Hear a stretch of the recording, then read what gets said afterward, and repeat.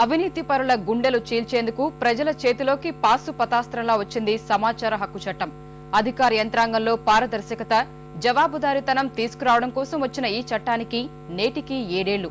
ప్రజాధనం పరిరక్షణకు, అవినీతి బండారం బయట పెట్టేందుకు ఓ ఆయుధంలా మారుతుందనుకున్న చట్టం అమలు తీరు అంతంత మాత్రంగానే ఉండటంతో అనుకున్న లక్ష్యానికి ఇంకా చేరలేదు.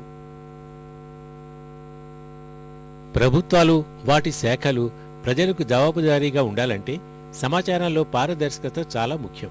అవినీతిని అరికట్టాలన్నా, ప్రజాస్వామ్య లక్ష్యాలు నెరవేరాలన్నా అధికార యంత్రాంగం అదుపులో ఉన్న సమాచారం సామాన్యుడు సైతం పొందగలగాలి.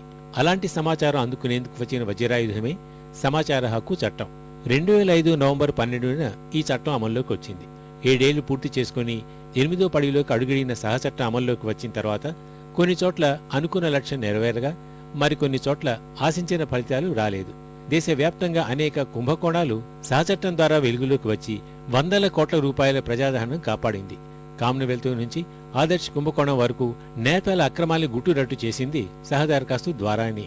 రాష్ట్రంలోనూ అనేక అక్రమాలు వెలుగులోకి తీసుకొచ్చిన కమిషన్ విషయంలో మాత్రం చట్టం అమలు ఒకంత నిరాశాజనకంగానే ఉందని చెప్పొచ్చు.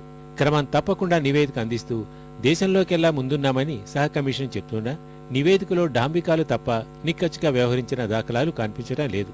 ప్రభుత్వ కార్యాలయాల్లో సమాచారం కోసం వెళ్లేవారు ఇప్పటికీ నానాపాట్లు పడుతున్నా అంతా సవ్యంగానే ఉందని నివేదికలో పొందుపరిచారు. కొన్ని చోట్ల సహదరఖాస్తుదారుడికి అరకొర సమాచారం మాత్రమే అందించి ప్రభుత్వాధికారులు చేతులు దులుపుకుంటున్నారు.